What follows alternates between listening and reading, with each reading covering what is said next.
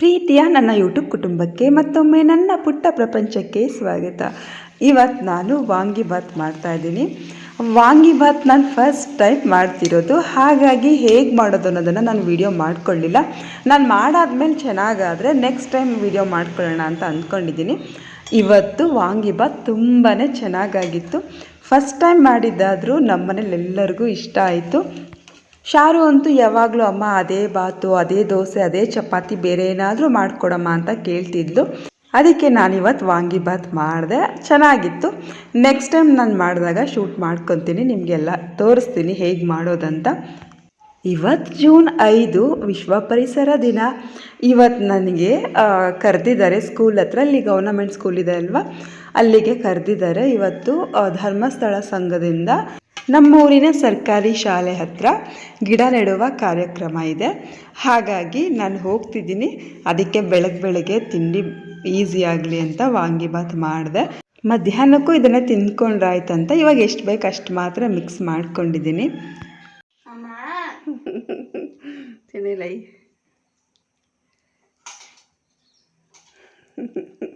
ಚೆನ್ನಾಗೈತಾ? ಏನು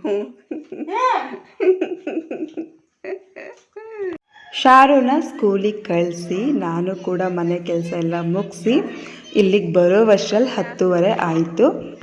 ಎಲ್ಲ ಕಡೆ ಜನಗಳು ಹೇಗೆ ಅಂದರೆ, ನಾನ್ ವೆಜ್ ಊಟ ಅಂತ ಏನಾದರೂ ಹೇಳಿಬಿಟ್ರೆ ಎಲ್ಲ ಕೆಲಸ ಬಿಟ್ಟು ಅಥವಾ ಎಲ್ಲ ಕೆಲಸ ಬೇಗ ಮಾಡಿ ಹೋಗ್ತಾರೆ. ಆದರೆ ಈ ಥರ ಏನಾದರೂ ವಿಶೇಷ ಕಾರ್ಯಕ್ರಮಗಳು ಅಂತ ಹೇಳಿದ್ರೆ ಯಾರೂ ಬರೋದಿಲ್ಲ. ಹಾಗಾಗಿ ಸ್ವಲ್ಪನೇ ಚೇರ್ ಹಾಕಿದ್ದಾರೆ. ಈ ಹೂಗುಚ್ಛಗಳೆಲ್ಲ ಮನೇಲೇ ಮಾಡಿರೋದು, ಪರಿಸರ ಸ್ನೇಹಿ ಹೂಗುಚ್ಛಗಳು, ಯಾವುದೇ ಪ್ಲಾಸ್ಟಿಕ್ ಎಲ್ಲ ಹಾಕಿಲ್ಲ. ಸೌಮ್ಯ ಮಾಡಿರೋದು, ನಮ್ಮೂರಿನ ಸೇವಾ ಪ್ರತಿನಿಧಿ SP ಆಗಿರುವಂತಹ, ನನಗೆ ತಂಗಿನೇ ಆಗಬೇಕು, ಚಿಕ್ಕಪ್ಪನ ಮಗಳೇ, ಸೊ ಅವಳೇ ಮಾಡಿರೋದು. ಈ ರೀತಿ ಹೂಗುಚ್ಛಗಳನ್ನ ನಾನು ಆಲ್ರೆಡಿ ನಿಮಗೆ ತೋರಿಸಿದ್ದೆ, ಮಾಡುವಾಗಲೇ ತೋರಿಸಿದ್ದೆ. ಇದೇ ಧರ್ಮಸ್ಥಳ ಸಂಘದ ಒಂದು ಕಾರ್ಯಕ್ರಮದಲ್ಲಿ ನಾಳೆ ಅಂತಲೇ ಮಾಡಿದ್ವಿ, ಅದು ನಿಮಗೆ ತೋರಿಸಿದ್ದೆ. ನಿಮಗೆಲ್ಲ ನೆನಪಿದೆಯೋ ಇಲ್ವೋ ಗೊತ್ತಿಲ್ಲ. ಮಕ್ಕಳ ಪ್ರಾರ್ಥನೆಯೊಂದಿಗೆ ಕಾರ್ಯಕ್ರಮ ಶುರುವಾಯಿತು.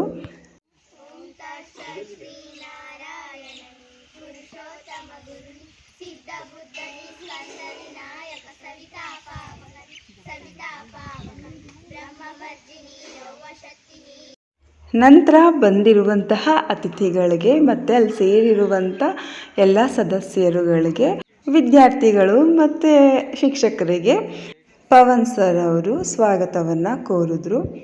ನನಗೇನೋ ಈ ರೀತಿ ಕಾರ್ಯಕ್ರಮಗಳಿಗೆ ಬರೋದಕ್ಕೆ ಇಷ್ಟ, ಆದರೆ ನನ್ನ ಹಸ್ಬೆಂಡಿಗೆ ಇಷ್ಟ ಆಗಲ್ಲ. ಸೊ ನಾನು ಅವ್ರಿಗೆ ಹೇಳಲೇ ಇಲ್ಲ. ಏನೊಂದು ಅರ್ಧ ಗಂಟೆಗೆ ಹೋಗಿ ಬರೋದಲ್ವ, ಇಲ್ಲೇ ಊರಲ್ಲ, ಮನೆ ಹತ್ರನೇ ಸ್ಕೂಲ್ ಇರೋದು, ಇಲ್ಲೇ ಅಲ್ವಾ ಅಂತ ಅಂದ್ಕೊಂಡು ಬಂದೆ. ಇಲ್ಲಿಗೆ ಬಂದಿದ್ದಂತೂ ತುಂಬ ಖುಷಿ ಆಯಿತು. ಯಾಕಂದರೆ ಗಿಡ ನೆಡುವಾಗ ಮಕ್ಳುಗಳ ಖುಷಿ ನೋಡಿ ಇನ್ನೂ ಖುಷಿ ಆಯಿತು ನನಗೆ. ಬಂದಿರೋರು ಸ್ವಲ್ಪ ಜನನೇ ಆದರೂ ಕಾರ್ಯಕ್ರಮ ತುಂಬ ಚೆನ್ನಾಗಾಯಿತು.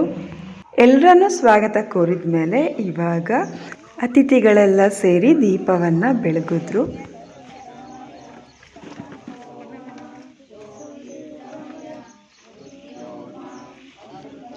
ಪರಿಸರ ದಿನವನ್ನು ಕುರಿತು ಎಲ್ಲ ಅತಿಥಿಗಳು ಮಾತನಾಡಿದ್ರು. ಸರ್ಕಾರಿ ಹಿರಿಯ ಪ್ರಾಥಮಿಕ ಶಾಲೆ ಮರಳಗಾಲದಲ್ಲಿ ಪರಿಸರ ಕಾರ್ಯಕ್ರಮ ಒಂದೆರಡೇ ನಿಮಿಷ ನಾನು ಹಾಕಿದ್ದೀನಿ, ಕೇಳಿಸ್ಕೊಳ್ಳಿ. ನಾವು ಹೇಗೆ ಸ್ಪಂದಿಸಿದ್ದೇವೆ? ನಾವು ಪರಿಸರಕ್ಕೆ ಸ್ಪಂದನೆಯನ್ನು ಎಲ್ಲರೂ ಕೊಟ್ಟಿಲ್ಲ ಅಂತ ನಾನು ಹೇಳಲ್ಲ, ಅದು ವಾದಗಳಾಗ್ಬೋದು. ಆದರೆ ಕೊಡದೇ ಇರ್ತಕ್ಕಂಥವ್ರು ತುಂಬ ಜನ ಇದ್ದಾರೆ. ಆ ಪ್ರಕೃತಿಗೆ ನಾವು ಹೇಗೆ ಸ್ಪಂದಿಸಬೇಕು?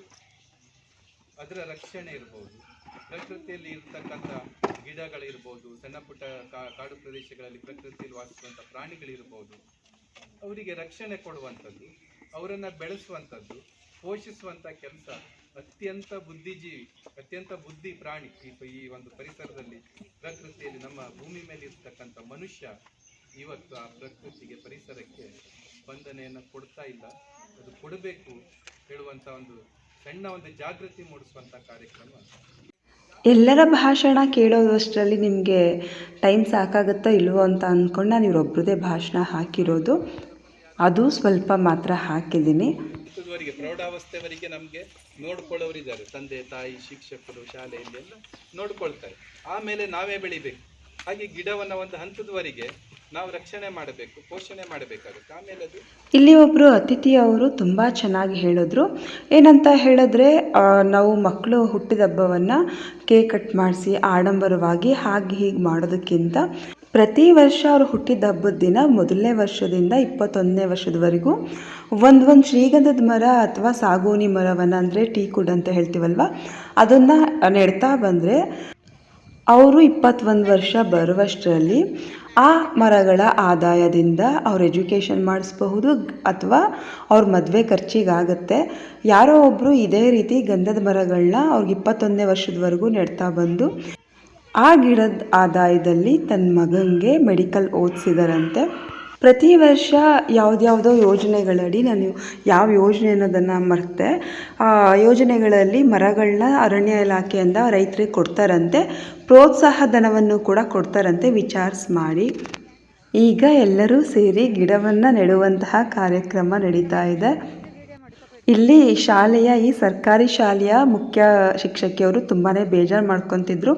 ಯಾಕಂತ ಹೇಳಿದ್ರೆ ಈ ವರ್ಷ 1ನೇ ಕ್ಲಾಸಿಗೆ ಒಬ್ಬ ವಿದ್ಯಾರ್ಥಿ ಅಡ್ಮಿಷನ್ ಮಾಡ್ಕೊಂಡಿದ್ದಾನಂತೆ. ಹಾಗಾಗಿ ಎಲ್ಲರೂ ಸರ್ಕಾರಿ ಶಾಲೆಗೆ ಸೇರಿಸಿ ಅಂತ ಕೇಳ್ಕೊತಾ ಇದ್ರು. ಇವತ್ತು ಈ ಸುಂದರ ಕಾರ್ಯಕ್ರಮದಲ್ಲಿ ಪಾಲ್ಗೊಂಡಿದ್ದು ನನಗಂತೂ ತುಂಬಾ ಖುಷಿ ಆಯಿತು. ಎಲ್ಲ ಮಕ್ಕಳು ತುಂಬ ಉತ್ಸಾಹದಿಂದ ನಾನು ನೆಡ್ತೀನಿ ಅಂತ ಗಿಡವನ್ನು ನೆಟ್ಟರು. ಹಲಸಿನ ಮರ, ಮಾವಿನ ಮರ, ಇನ್ನೂ ಹಲವಾರು ಜಾತಿಯ ಮರಗಳನ್ನ ನೆಟ್ಟಿದ್ದಾಯಿತು. ಮುಂದಿನ ವರ್ಷ ಪರಿಸರ ದಿನದಷ್ಟರಲ್ಲಿ ಎಷ್ಟು ಗಿಡಗಳು ಬೆಳೆದಿರುತ್ತೆ, ಎಲ್ಲಿವರೆಗೂ ಬೆಳೆದಿರುತ್ತೆ ಅನ್ನೋದನ್ನು ನೋಡಬೇಕು. ಸದ್ಯಕ್ಕೆ ಅದನ್ನು ನೀರು ಹಾಕ್ತಾ ಕಾಪಾಡ್ಕೊಂಡು ಬಂದರೆ ಚೆನ್ನಾಗಿರುತ್ತೆ. ಜೊತೆಗೆ ಇಲ್ಲೆಲ್ಲ ಕ್ರಿಕೆಟ್ ಆಡೋರು ಮಕ್ಕಳೆಲ್ಲ ಬರ್ತಾರೆ.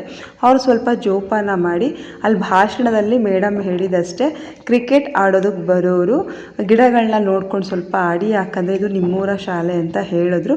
ಹಾಗಾಗಿ ನಾನು ಕೂಡ ಯಾರಾದರೂ ಈ ವಿಡಿಯೋ ನಮ್ಮೂರಿನವ್ರು ನೋಡೋರಿದ್ರೆ ಅಂತ ಹೇಳ್ತಾ ಇದ್ದೀನಿ.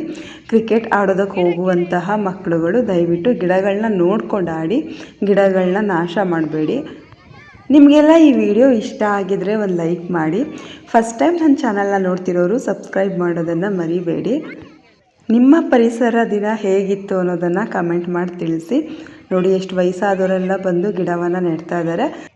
ನನಗಂತೂ ನಮ್ಮೂರಿನ ಪರಿಸರ ತುಂಬಾ ಇಷ್ಟ.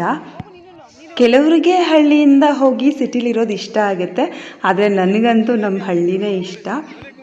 ಸ್ಕೂಲ್ ಮಕ್ಕಳು ಜೊತೆಗೆ ಈ ಪುಟಾಣಿ ಅಂಗನವಾಡಿ ಮಕ್ಕಳೆಲ್ಲ ಗಿಡವನ್ನು ನೆಟ್ಟಿದ್ದು ನನಗೆ ತುಂಬ ಖುಷಿ ಆಯಿತು. ಒಟ್ಟಿನಲ್ಲಿ ಇಷ್ಟು ವರ್ಷಗಳಲ್ಲಿ ಪರಿಸರ ದಿನವನ್ನು ಇಷ್ಟು ಅರ್ಥಪೂರ್ಣವಾಗಿ ಮಾಡಿರೋದು ಇದೇ ವರ್ಷ.